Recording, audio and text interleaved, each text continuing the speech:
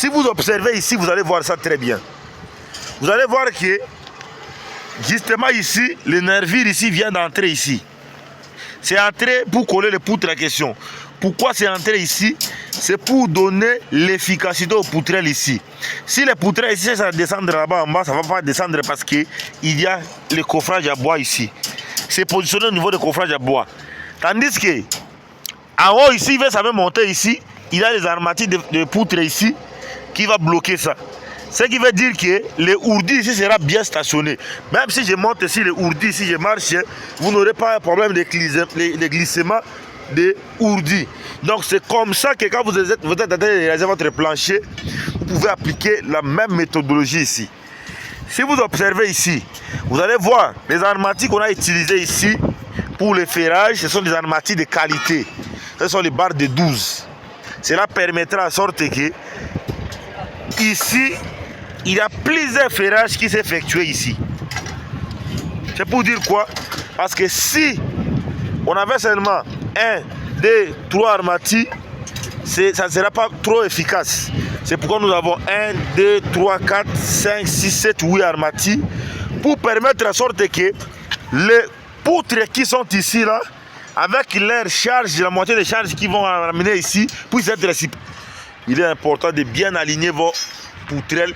Si vous alignez bien les poutrelles comme c'est bien aligné comme ça, vous allez voir que le ourdi sera bien posé et il n'y aura pas d'inclinaison de ourdi. Parce que si le ourdi est incliné, ça va se casser. Vous allez enregistrer la perte du béton. Vous allez voir, vous allez enregistrer la perte du béton.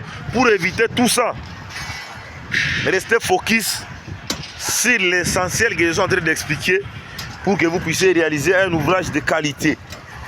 C'est de ça qu'il s'agit. Les autres sont en train de faire leur crépissage là-bas. Nous, on est en train d'avancer ici dans la fermeté de notre projet. C'est de ça qu'il s'agit. Voilà. Essayez de voir ça.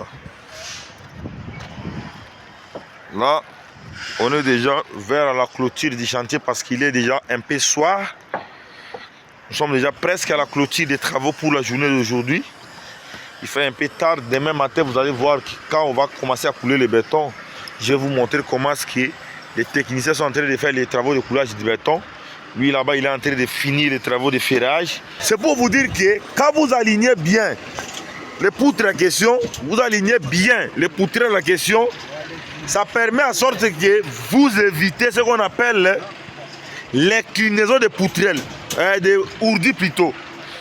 Parce que si les poutrelles ici n'est pas bien alignées et les poutres n'est pas bien alignées, vous allez voir que quand vous allez réaliser votre plancher, les ourdis vont se casser car les ourdis servent comme coffrage. Si vous observez ici, vous allez voir ça très bien. Vous allez voir que justement ici, le nervure ici vient d'entrer ici. C'est entré pour coller les poutres à question. Pourquoi c'est entré ici? C'est pour donner l'efficacité aux poutrelles ici. Si les poutrelles ici, ça descendre là-bas en bas, ça ne va pas descendre parce qu'il y a le coffrage à bois ici. C'est positionné au niveau du coffrage à bois. Tandis que, en haut ici, ça va monter ici. Il y a les armatures de poutres ici qui va bloquer ça. Ce qui veut dire que le ourdi ici sera bien stationné. Même si je monte ici le ourdi, si je marche, vous n'aurez pas un problème de glissement de ourdi. Donc c'est comme ça que quand vous êtes en train de réaliser votre plancher, vous pouvez appliquer la même méthodologie ici. Si vous observez ici, vous allez voir les armatures qu'on a utilisées ici pour le ferrage, ce sont des armatures de qualité. Ce sont les barres de 12. Cela permettra en sorte que ici, il y a plusieurs ferrages qui s'effectuent ici. C'est pour dire quoi? Parce que si on avait seulement 1, 2, 3 armatures, ça ne sera pas trop efficace. C'est pourquoi nous avons 1, 2, 3, 4, 5, 6, 7, 8 armatures pour permettre en sorte que les poutres qui sont ici là, avec leur charge, la moitié des charges qui vont ramener ici, puissent être supportées. Là-bas, les techniciens sont en train de plier encore leurs poutres pour aller entrer ça là-bas. Il y a un espace, voilà, il y a un espace ici. Ils vont faire entrer ça là-bas. Donc c'est comme ça. Si vous alignez bien les poutrelles ici et les poutres, c'est que les ourdis sera bien positionné. Vous allez voir que votre plancher sera comme ça. C'est pas de la magie. C'est l'ingéniosité qui fait en sorte que le travail soit admirable aux yeux de tout le monde. Ils n'ont pas fait de la magie ici pour pouvoir réaliser tout ce qu'ils sont en train de réaliser ici. Vous aussi, si vous restez calme, vous pouvez aussi faire beaucoup de choses de plus que ce qu'on est en train de faire ici. C'est la raison pour laquelle de temps en temps, je ne cesse pas de vous montrer. Là, le technicien il est en train de ferrailler. Parce que quand on avait effectué les rassemblages de deux poutres, il fallait qu'on puisse d'abord ferrailler ça. Quand on fait les rassemblages de deux poutres, on a relié deux poutres. Il y a une poutre qui est venue de l'autre côté. Il y a une autre poutre qui est venue de l'autre côté. Quand c'est relié, il faut ferrailler ça bien parce que quand vous allez couler le béton, vous n'enregistrez pas de problème. Ou quand vous allez tenter de couler le béton comme ça, vous allez voir que les ferrailles, ça va s'ouvrir. Non. Le fil à ligaturer, c'est très important parce que ça permet à relier bien les ferrages. Si vous respectez tous les consignes que je suis en train de donner, quand vous allez réaliser votre projet, vous aurez un rendement comme les nôtres ici. Voilà. C'est de ça qu'il s'agit. Il reste ici de compléter ici. Une fois complété ici, déjà, nous devons poser nos armatures en haut. Roulage direct. Là, il est en train de ferrailler. Il est en train de ferrailler. Il est important de bien aligner vos poutrelles.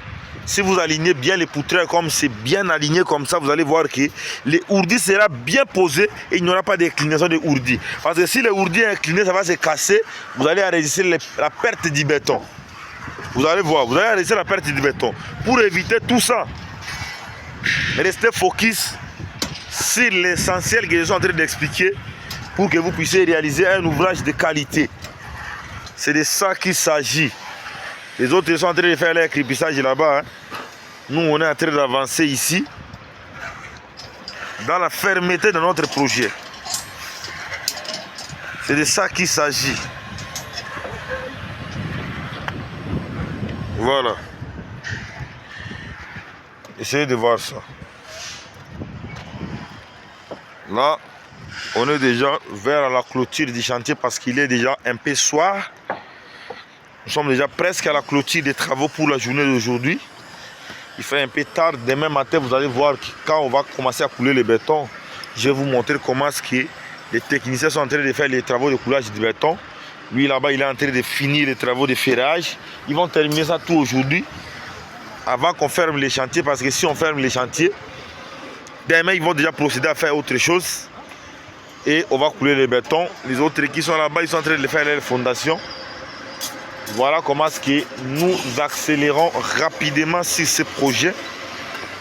C'est de ça qu'il s'agit. Je m'appelle Victor Djunguluka, ingénieur spécialiste en génie civil et expert en architecture. Dans cette vidéo, je suis en train de vous montrer comment nous accélérons avec notre projet ici. C'est de ça qu'il s'agit.